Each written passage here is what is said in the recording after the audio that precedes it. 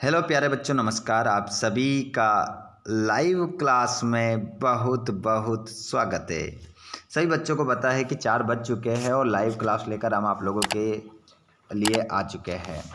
प्यारे बच्चों, आपका पेपर हिंदी का कक्षा 12वीं का 6 फरवरी 2024 को आप एमपी बोर्ड वाले हमारे सभी स्टूडेंट्स वार्षिक परीक्षा का पेपर देने वाले हैं। कब? 6 फरवरी को। हिंदी का पहला पेपर से आपको सभी पेपर आपके स्टार्ट होंगे, है ना। पहला पेपर आपका ज़बरदस्त जाना चाहिए, ठीक है बच्चों। तो चलिए, सभी स्टूडेंट्स ध्यान से देखेंगे, ठीक है। एक भी प्रश्न आपको नहीं छोड़ना है। आज के इस खास वीडियो में आपको क्या मिलने वाला है बच्चों? आज तो आप थंबनेल देखकर ही समझ गए होंगे कि आज हमारे लिए कुछ खास होने वाला है। आज मैं काव्य खंड पूरा आप लोगों के लिए लेकर आ गया हूँ वस्तुनिष्ठ प्रश्नों का। काव्य खंड से आपका एक भी नंबर नहीं कटेगा। जी हाँ दोस्तों, आप लोगों ने सही सुना है। काव्य खंड से मैं आप लोगों को संपूर्ण नंबर, जितने नंबर के ऑब्जेक्टिव आते हैं काव्य खंड से, कितने नंबर के आते हैं? 17 नंबर के ऑब्जेक्टिव काव्य खंड से आते हैं। एक भी ऑब्जेक्टिव आपका गलत नहीं होने दूंगा। तो आप सभी लाइव क्लास में जुड़ जाइए और अपने सभी दोस्तों को शेयर कर दीजिए। मेरे जितने भी दोस्त, मेरे मैथ्स वाले, बायो वाले, कॉमर्स वाले, आर्ट्स वाले, जितने प्रिय स्टूडेंट्स जुड़ रहे हैं, सभी का स्वागत है। आप सभी एक बार शेयर कर दीजिएगा और चैनल को सब्सक्राइब कर लीजिएगा और काव्य खंड को रट के एक तरफ फेंक दो। चलिए स्टार्ट करते हैं। आज के इस वीडियो में आप 17 नंबर पक्के करके जाओगे। 17 नंबर आज के इस वीडियो से आपको मिलेंगे। चलिए स्टार्ट करते हैं बिना देर किए। अगर आप चाहते हैं कि अगली लाइव क्लास भी आपको मिले तो आप चैनल को सब्सक्राइब करके घंटे की बटन को ऑल पर कर लेना, जिससे आने वाले वीडियो का नोटिफिकेशन आपको मिल जाएगा। ये लिखा है यहाँ पर आरोह काव्यखंड, 17 अंक यहाँ से आपको मिलेंगे। बच्चों, एक एक प्रश्न आपको मैं यहाँ पर आंसर सहित बताऊंगा। बस आप लोग इंतज़ार कीजिए और आराम से एक एक प्रश्न का आंसर देख लीजिए। चलिए, अब प्रश्न कहाँ से पूछेगा, क्या प्रश्न बन सकता है? आज के इस वीडियो में मैं काव्यखंड से आपको करवाने वाला हूँ 56 प्रश्न। 56 प्रश्न पूरे के पूरे रहेंगे छपने वाले। पहला प्रश्न, हालावाद के प्रवर्तक कवि हैं। लाइव क्लास में सभी को जवाब देना है। बताइए इसका आंसर क्या होगा? हालावाद के प्रवर्तक कौन है? मैंने ये प्रश्न आपको कई बार बता चुका हूँ। ये प्रश्न देखता हूँ कितने बच्चे इसका सही जवाब देंगे। लाइव क्लास आप लोगों के लिए शुरू हो चुकी है और आप लोग जो भी हमारे कक्षा 12 वाले बच्चे देख रहे हैं, आप मुझे इसका जवाब देंगे। बताइए इसका जवाब क्या होगा? बिल्कुल, आपका आंसर होगा हालावाद के जो प्रवर्तक कवि हैं उनका नाम है हरिवंश राय बच्चन। दिन जल्दी जल्दी ढलता है गीत बच्चन के किस काव्य संग्रह से लिया गया है? तो इसका आंसर जो होगा बच्चों, वो होगा आपका निशाह निमंत्रण से लिया गया है। अगला प्रश्न, हरिवंश राय बच्चन का जन्म कब हुआ? तो हरिवंश राय बच्चन का जन्म हुआ है 1907 में। आप सभी बच्चों को अपने हाथ में कॉपी और पेन रखना है और इन सभी प्रश्नों को नोट करना है। हरिवंश राय बच्चन का जन्म कहाँ हुआ? आप पहले पूछा कब हुआ, अब पूछा है कहाँ हुआ। तो यहाँ से जो भी क्वेश्चन बन रहे हैं वो आपकी परीक्षा की दृष्टि से बहुत ही महत्वपूर्ण है। तो अब आंसर हो जाएगा इलाहाबाद। अगला प्रश्न है, आत्मपरिचय कविता में कवि किसका भार लिए फिरता है? तो आत्मपरिचय कविता में कवि किसका भार लिए फिरता है?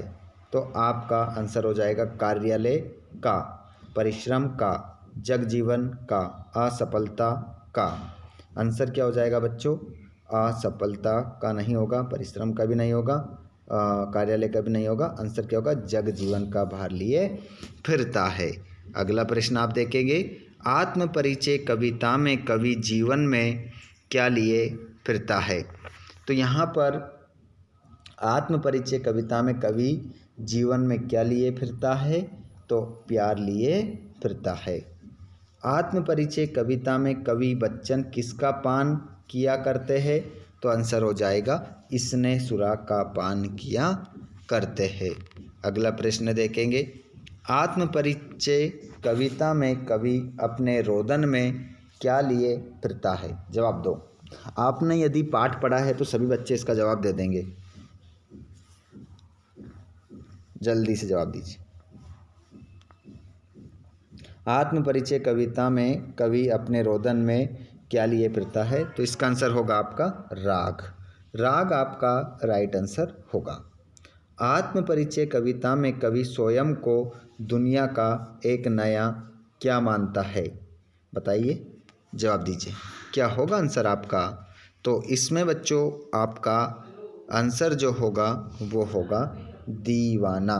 क्या हो जाएगा? दीवाना हो जाएगा। बिल्कुल, लाइव क्लास चलने वाली है अभी, ज़रा अपने आप को थामे रखिएगा, है ना। भगकर आपको कहीं नहीं जाना है, पूरा विश्लेषण संश्लेषण सब कुछ होगा। कब तक होगा? 56 प्रश्न लेकर आया हूँ, पूरे ऑब्जेक्टिव टाइप क्वेश्चन। 56 ऑब्जेक्टिवों में मैं आपको काव्य खंड पूरे करवाने वाला हूँ, जिसमें से इन ऑब्जेक्टिवों में से आपको 17 ऑब्जेक्टिव आपके पेपर में देखने को मिलेंगे। आत्म परिचय कविता में कवि कैसा संसार लिए फिरता है? तो सपनों का संसार लिए फिरता हो। कवि हरिवंश राय बच्चन अपना सपनों का संसार लिए फिरते हैं। चलिए आगे हम बात करते हैं, तो अगले प्रश्न की ओर हम बढ़ते हैं। प्रश्न नंबर आपका अगला है। अगला प्रश्न देखिए बच्चों, हो ना जाए पत में रात कहीं, सोच सोच कर जल्दी जल्दी कौन चलता है? बताइए। तो आपका आंसर हो जाएगा पंथी। इसमें आंसर आप पंथी लगाएंगे। अगला प्रश्न है, जिसका ध्यान करके चिड़ियों के परों में चंचलता आ जाती है? तो किसका ध्यान करके चिड़िया के पंखों में चंचलता आ जाती है? इसमें जो आंसर होगा आपका वो होगा अपने बच्चों का। बच्चों की याद आने पर चिड़िया क्या करती है? तेजी से उड़ती है।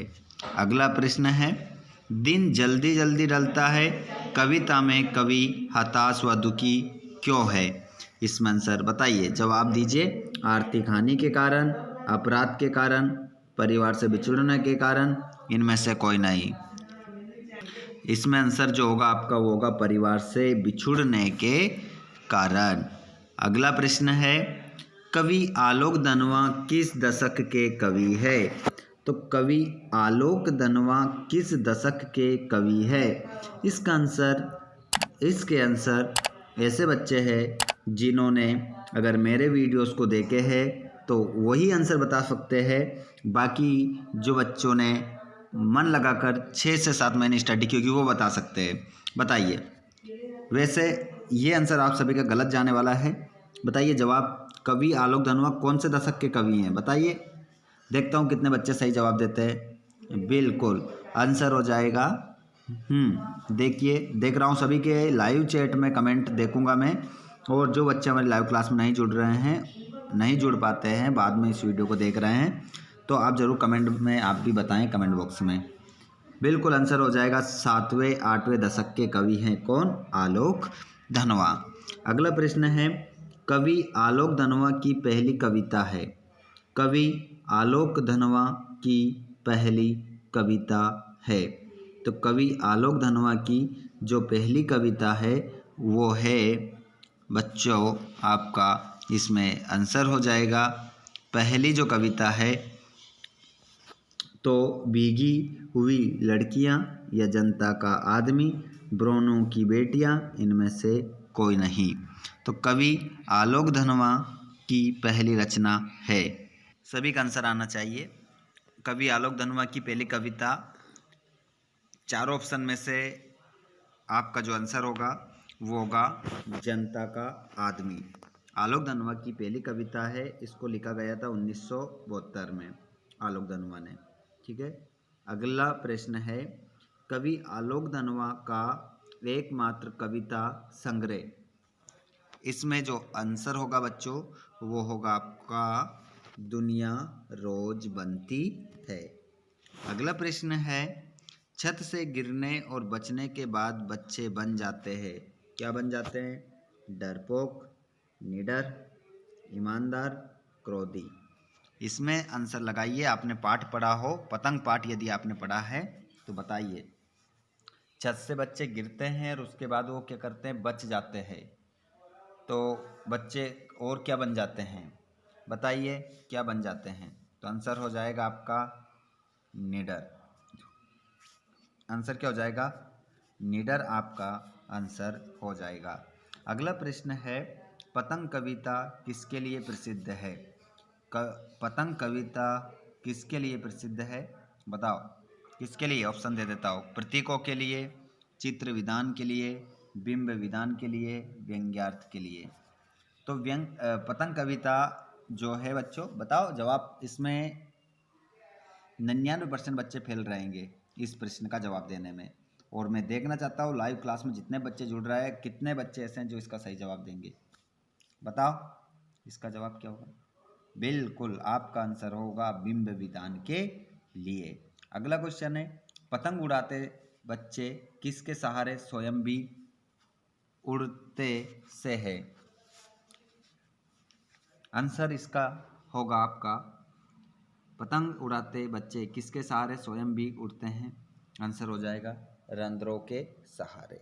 किसके सहारे? रंध्रों के सहारे। अगला क्वेश्चन, सुनहले सूरज में कौन सा अलंकार है? तो सुनहले सूरज में अलंकार है, इसमें जो आपका सुनहले सूरज में जो अलंकार है वो अनुप्रास अलंकार हो जाएगा। ठीक है, अनुप्रास अलंकार आपका सही उत्तर होगा। अगला प्रश्न है आपका, हम समर्थ शक्तिवान है ये कहाँ बोलेंगे?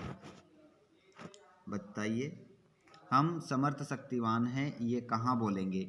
बताइए ये पंक्ति कौन से पाठ में आई है? तो ये आई है कैमरे में बंद अपाहिज। इस पाठ को लिखने वाले कौन है? रघुवीर सहाय। तो इन्होंने कहा था हम दूरदर्शन पर बोलेंगे। ठीक है, आंसर क्या हो जाएगा? दूरदर्शन पर। क्वेश्चन बिल्कुल ऐसे है जो छपने वाले हैं, अगर नहीं पढ़ोगे तो नंबर कटेंगे आप लोगों को। अभी यहाँ पर हम बता रहे हैं कि इस प्रकार से क्वेश्चन आएंगे, तो आप लोगों को अच्छे से इन प्रश्नों का रिवीजन करना है, पढ़ना है। और देखो अभी तक मैंने किसी से बोला नहीं भैया, जितने भी लाइव क्लास में जुड़ रहे हैं 15 मिनट के आसपास की क्लास हो चुकी है हमारी, शेयर कर दो। बहुत रोज़ जो स्टूडेंट जुड़ते हैं उनसे बहुत कम के पास नोटिफिकेशन पहुंचा है। तो जो दोस्त हमारे लाइव क्लास में देख रहे हैं, आप सभी अपने दोस्तों को भी ज़रूर शेयर करिएगा। साथ में चैनल को सब्सक्राइब कर लेना ताकि आने वाला अगला वीडियो आपको मिल सके। तो कवि के अनुसार प्रातःकालीन आकाश किसके जैसा लग रहा था? तो आंसर हो जाएगा नीले शंख जैसा। नीले शंख जैसा आसमान लग रहा था। अगला प्रश्न है, उषा का जादू कब समाप्त होता है? तो उषा का जादू कब समाप्त होता है? बताइए, जवाब दीजिए, सभी का आंसर आना चाहिए। सूर्योदय होने पर। तो उषा का जादू कब समाप्त होता है? सूर्योदय होने पर उषा का जादू समाप्त होता है। अगला प्रश्न आप देखेंगे, कवि ने नीले जल में झिलमिलाती देह की तुलना किससे की है? तो कवि ने नीले जल में झिलमिलाती देह की तुलना किससे की है? तो इसमें जो आंसर होगा वो की है भोर के नभ से। शंख का रंग होता है? शंख का रंग होता है? जवाब दो। नीला, सफ़ेद, पीला, काला।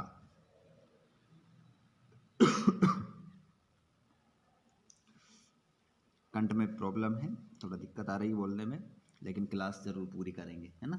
आपकी क्लास को अधूरा नहीं छोड़ा जाएगा। शंख का रंग कैसा है? नीला। आंसर क्या हो जाएगा? नीला आपका आंसर हो जाएगा। अगला प्रश्न है, चौका लीपा जाता है किससे? मिट्टी से, रंग से, राख से, चूने से। तो यहाँ पर जो आपका उत्तर होगा राख से। आपने पाठ पढ़ा होगा उषा पाठ, उसमें साफ साफ लिखा है राख से लीपा चौका अभी गीला पड़ा है, इस प्रकार, है ना। तो राख से आपका आंसर होगा। कवि निराला की कविता बादल राग उनके किस संग्रह में संकलित है? तो यहाँ पर आपका आंसर बताइए क्या होगा। ये जितनी भी रचनाएं हैं ये सब किसकी है? सूर्यकांत त्रिपाठी निराला की है। लेकिन यहाँ पर कह रहा है कि बादल राग उनके किस संग्रह में संकलित है? जल्दी से बताइए आपका आंसर क्या होगा, कौन सी रचना आएगी इसमें? सभी का जवाब आना चाहिए। हमारे जितने भी दोस्त लाइव क्लास में जुड़ रहे हैं जवाब आपको ज़रूर देना है। जवाब देने से आपको बिल्कुल भी कतराना नहीं है। जब तक दिखोगे नहीं, बोलोगे नहीं, बिकोगे नहीं। बिल्कुल दोस्तों, इसमें आंसर आपका नाम ही का हो जाएगा। बादल राग कविता में कुल खंड है? बताइए। तो बादल राग कविता में कुल कितने खंड है ये आपको बताना है। बताइए, जवाब आप सभी का आना चाहिए। जवाब दीजिए लाइव क्लास में सभी। आंसर क्या लगाएंगे आप बच्चों? इसका 6 लगाएंगे, है ना।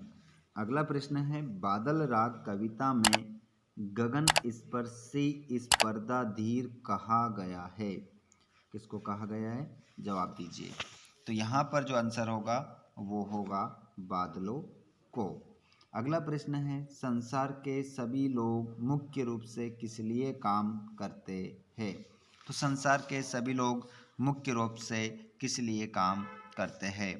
अगला इसमें से जो आपका आंसर होगा, हमारे जो दोस्त हैं संसार के सभी जो लोग हैं मुख्य रूप से जो काम करते हैं, तो हमारे जितने भी स्टूडेंट्स हैं वो सभी आंसर क्या लगाएंगे? पेट भरने के लिए। अगला प्रश्न है, तुलसीदास के अनुसार पेट की आग को कौन बुझा सकता है? तो आंसर क्या हो जाएगा? बनिया, किसान, मजदूर, राम। तो आंसर क्या हो जाएगा? तुलसीदास जी ने कहा है कि पेट की आग तभी शांत होगी जब आपके ऊपर किसकी कृपा हो जाएगी? भगवान राम की कृपा हो जाएगी। अगला प्रश्न है, तुलसीदास के अनुसार समाज में सभी को किसका अभाव है? मकान का, बच्चों का, रुपए का। आंसर क्या हो जाएगा? आजीविका का। आजीविका का आपका उत्तर सही रहेगा। अगला प्रश्न आप देखेंगे, तो अगला प्रश्न यदि आप देखेंगे बच्चों, तो अगला प्रश्न में आपको नजर आएगा 45वां प्रश्न, आंगन में गोद में माँ किसको लिए खड़ी है? रुपया वाले क्वेश्चन आ गए अभी, है ना। एक एक पेट का एक एक पार्ट का व्यवस्थित रूप से आपको ऑब्जेक्टिव प्रोवाइड करवा रहे हैं। इसीलिए तो कहा था कि पूरे के पूरे 17 नंबर यहाँ से काव्यखंड आज आप ख़त्म करेंगे। तो सभी बच्चों को बहुत ही ध्यानपूर्वक इस वीडियो को देखने की आवश्यकता है। आंगन में गोद में माँ किसको लिए खड़ी है? तो उत्तर हो जाएगा अपने बच्चे को। घुटनों में लेकर माँ बच्चे को क्या करती है? बताओ, जवाब आना चाहिए। कपड़े पहनाती है, नहलाती है, बालों में कंघी करती है, प्यार से देखती है। बताइए, आंसर आना चाहिए सभी का। सभी बच्चे लगभग 50-50 रहेंगे। कुछ बच्चे सी लगाएंगे, कुछ भी लगाएंगे। देखिए जैसे कि कमेंट में आप देख पा रहे हैं कितने बच्चे क्या जवाब दे रहे हैं।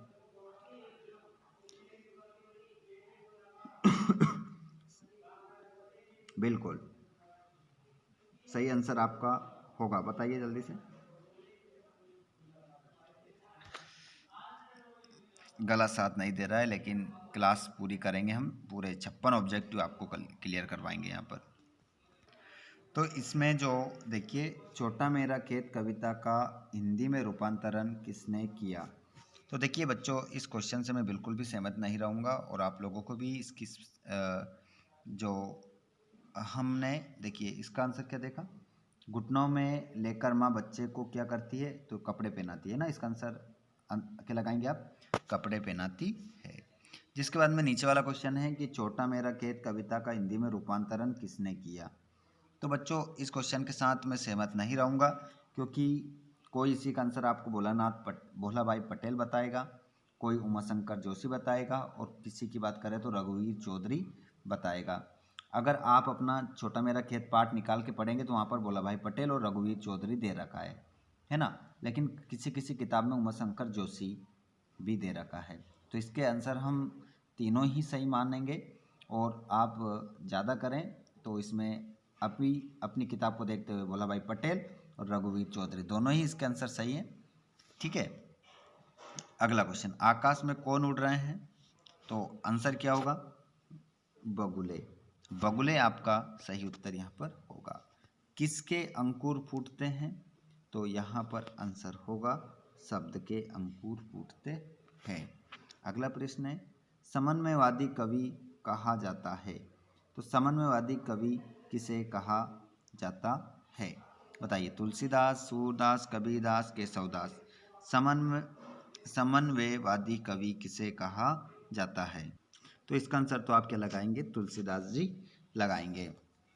अगला प्रश्न है आपका, फ्राक गोरखपुरी का वास्तविक नाम है। तो फ्राक गोरखपुरी का जो वास्तविक नाम है बच्चों, जिन्होंने पाठ लिखा है रुबैया, इनका जो वास्तविक नाम है वो है रघुपति सहाय। अगला है, फ्राक गोरखपुरी को किस कृति के लिए ज्ञानपीठ पुरस्कार प्राप्त हुआ। तो इसमें आंसर आपका हो जाना चाहिए गुले नगमा।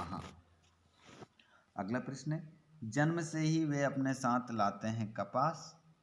में कपास शब्द से क्या अभिप्राय है। तो इसका आंसर हो जाएगा कोमलता। कोमलता आपका सही उत्तर हो जाएगा। कवि कुंवर नारायण की कविता बात सीधी थी पर उनके किस काव्य संग्रह से ली गई है। तो ये काव्य संग्रह से ली गई है, वो ली गई है, बताओ, जवाब दो, क्या आंसर होगा। आप जुड़ रहे हैं तो क्या तमाशा देखने के लिए थोड़ी ना इकट्ठे हुए हैं, जवाब दो, इसका सही आंसर क्या होगा।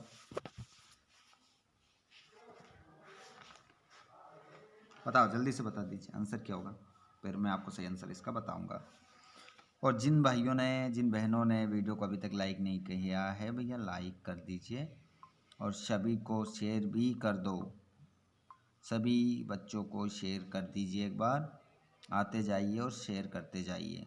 आप सभी से रिक्वेस्ट है कि शेयर ज़रूर कर दीजिए आप सभी को, क्योंकि बच्चों तक वीडियो नहीं पहुंच पाता है। इतनी मेहनत आप लोगों के लिए कर रहे हैं, अच्छे अंक दिलाने के लिए मेहनत कर रहे हैं, तो आप शेयर ज़रूर करिएगा बच्चों, वीडियो को लाइक भी करिएगा। चलो आंसर बता देता हूँ, कोई दूसरा नहीं। अगला क्वेश्चन है, रीतिकालीन कवि है। रीतिकालीन कवि कौन है। दिनकर है, पंत है, बुफन है, हरिओद है। मतलब रीतिकाल में किस कवि ने रचनाएं लिखी है, ये आपको बताना है। तो इसमें आपका जो आंसर होगा वो हो जाएगा बुफन। बुफन आपके रीतिकाल के कवि हैं। हिंदी पद्य साहित्य को बांटा गया है। इस प्रश्न का उत्तर मैं आप लोगों को नहीं बताऊंगा। क्यों नहीं बताऊंगा, क्योंकि मैं अगले वीडियो में उस विद्यार्थी का नाम घोषित करूंगा जो विद्यार्थी इस वीडियो का नाम बताएगा। कल की होने वाली 4 बजे की लाइव क्लास आप लोगों के लिए होने वाली है, बड़ी ही खास लाइव क्लास होने वाली है खास। क्यों, क्योंकि उस विद्यार्थी का नाम बताऊंगा मैं जो इस प्रश्न का उत्तर देगा। जितने भी विद्यार्थी रहेंगे सभी के नाम लेकर आऊँगा और उनके जवाब मैं आपको अगले दिन की लाइव क्लास में बताऊंगा कि हमारे कितने विद्यार्थियों ने इसका जवाब दिया। देखिए, मैं ऑनलाइन वाले बच्चों का भी नाम लूँगा जो लाइव क्लास में है, और कमेंट बॉक्स वाले बच्चों का भी कमेंट बॉक्स का स्क्रीनशॉट बताऊँगा, है ना। तो सभी लाइव क्लास में और कमेंट में, दोनों में कमेंट कर देना, ताकि मैं आप लोगों का नाम उसमें स्क्रीनशॉट के माध्यम से बता सकूं, है ना। तो इस प्रश्न का उत्तर हम नहीं जानेंगे। तो ज़्यादा से ज़्यादा बच्चों को आपको शेयर करना है, उनको जोड़ना है। देखते हैं कितने बच्चे इसका सही जवाब देते हैं। प्रश्न नंबर 56 का उत्तर आप बताएंगे। और भी इसी प्रकार आप वीडियो आपको हम लेकर आएँ। क्या आप चाहते हैं इसी प्रकार वीडियो आपके लिए लाएं? तो कमेंट बॉक्स में अपनी राय ज़रूर दीजिएगा। ठीक है, मिलते हैं हम अगले वीडियो में। धन्यवाद। Thanks for watching. जय हिंद।